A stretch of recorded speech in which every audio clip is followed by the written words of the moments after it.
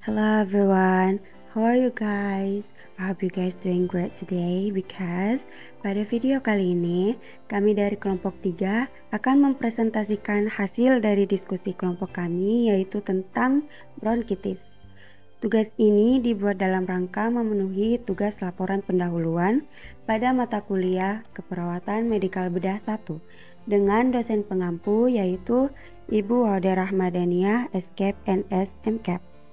Before we get started into the discussion, saya akan memperkenalkan masing-masing anggota kami, yaitu yang pertama, Fauzia Rizky Anggraini dengan saya sendiri, yang kedua, Zuhair Halik, yang ketiga, Kasmin Saputra Sera, yang keempat, Isma Nur Islah, dan yang kelima, Muhammad Nopri Sanjaya. Selanjutnya, pada materi pertama yaitu konsep medis yang akan dibacakan oleh anggota kami. Definisi bronkitis menurut Rahajo. Bronkitis adalah suatu infeksi saluran pernapasan yang menyebabkan inflamasi yang mengenai trakea, bronkus utama dan menengah yang memanifestasi sebagai batuk dan biasanya akan disebabkan oleh virus seperti rhinovirus, RSV, virus influenza dan virus parainfluenza, adenovirus, virus rabeola, dan paramyxovirus. Dan bronkitis karena bakteri biasanya dikaitkan dengan Mycoplasma pneumonia, Bordetella pertussis, atau Corynebacterium diphtheria. Corynebacterium diphtheria onkitis dibagi menjadi dua yaitu bronkitis akut dan bronkitis kronik. Bronkitis akut ini merupakan infeksi saluran akut bawah, ditandai dengan awitan gejala yang mendadak dan berlangsung lebih singkat. Pada bronkitis jenis ini, inflamasi peradangan bronkitis biasanya disebabkan oleh infeksi virus atau bakteri, dan kondisinya diperparah oleh pemaparan terhadap iritan seperti asap rokok, udara kotor, debu, asap kimiawi, dan lain-lain. Kemudian bronkitis kronik ditandai dengan gejala yang berlangsung lama. Pada bronkitis kronik, peradangan bronkus tetap berlanjut selama beberapa waktu dan terjadi obstruksi atau hambatan pada aliran udara yang normal di dalam bronkus.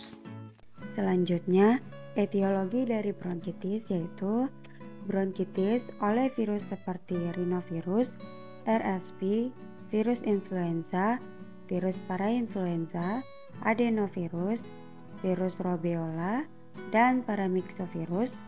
Menurut laporan penyebab lainnya, dapat terjadi melalui zat iritan asam lambung, seperti asam lambung atau polusi lingkungan, dan dapat ditemukan setelah pejanan yang berat, seperti saat aspirasi setelah muntah, atau pejanan dalam jumlah besar yang disebabkan zat kimia dan menjadikan bronkitis kronis. Bronkitis karena bakteri biasanya dikaitkan dengan Mycoplasma pneumonia yang dapat menyebabkan bronkitis akut dan biasanya terjadi pada anak berusia di atas 5 tahun atau remaja. Bordetella pertussis dan Corynebacterium diphtheria biasa terjadi pada anak yang tidak diimunisasi dan dihubungkan dengan kejadian tracheobronkitis yang selama stadium kataral pertussis gejala-gejala infeksi respiratori lebih dominan. 3. Manifestasi klinis. Tanda dan gejala pada kondisi bronkitis akut.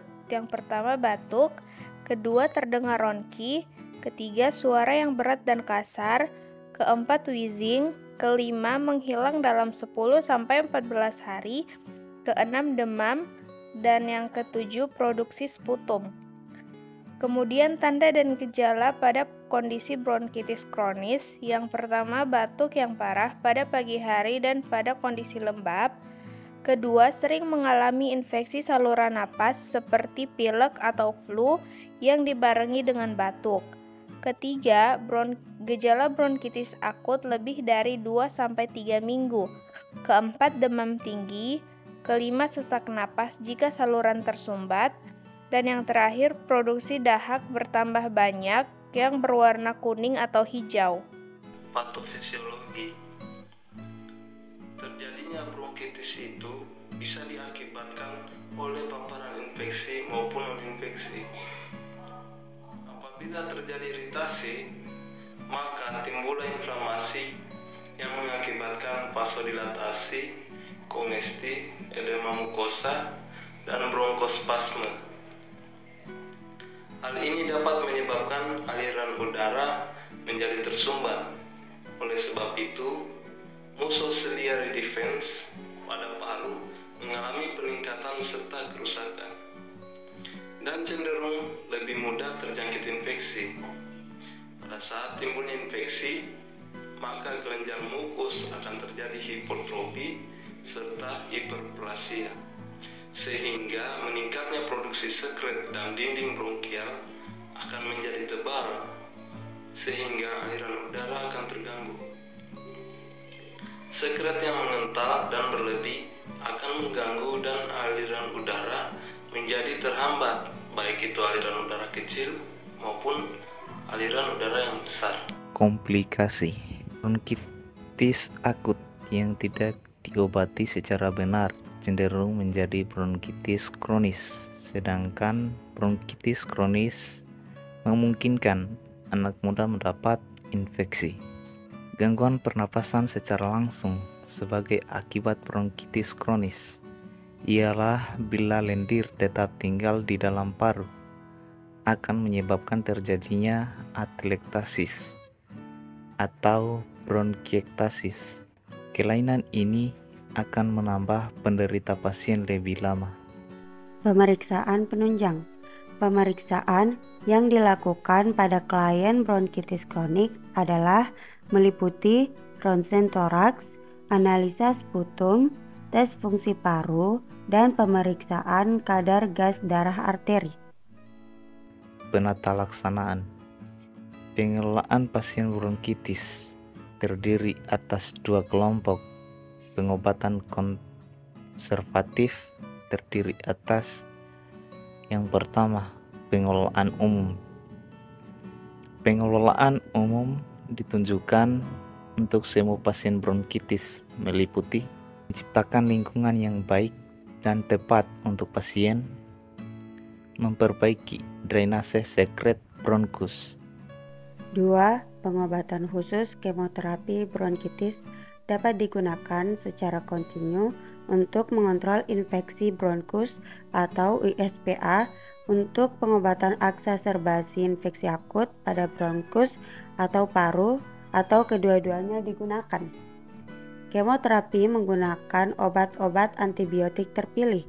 Kemoterapi dengan antibiotik ini apabila berhasil akan dapat mengurangi gejala batuk, jumlah sputum, dan gejala lainnya terutama pada saat terjadi eksaserbasi infeksi akut.